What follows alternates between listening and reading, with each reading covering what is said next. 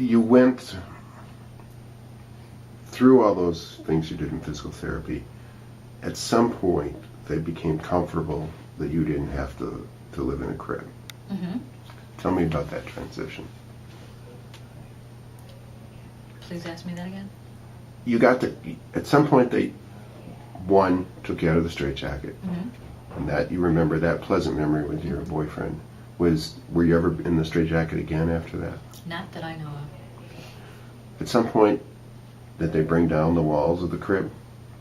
Yeah, and I don't remember that. And I don't remember the time that I went from the crib to a regular bed. But I know it happened. And I don't remember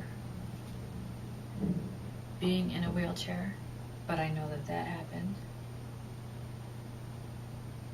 I remember walking, but not walking very well. But walking. And I remember pushing everybody away from me. Don't help me walk. Let me fall, I remember that. Where was that? That was when I was staying at my parents'. For outpatient rehab, there was a van, a hospital van that came and got many of us that had outpatient rehab. And the van would come get us at our homes and take us to the hospital and then bring us back. And I don't remember being escorted from the house to the van or escorted from the van to the house, but I know that it happened. I remember when I didn't need escort from the house to the van and from the van to the house. And I remember my first memory of not needing to be escorted from the van to the house. I said, the van had driven onto the street of my parents' home, and I said, today I want to walk to the house on my own.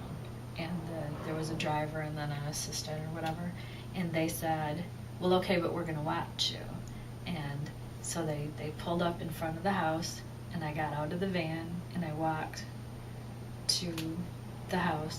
And for some reason, I wanted to open the door by kicking it, like karate kicking it.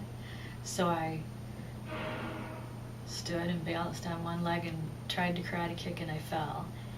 That's my first instance that I remember. And I remember standing right up and saying, I'm fine, don't come out. So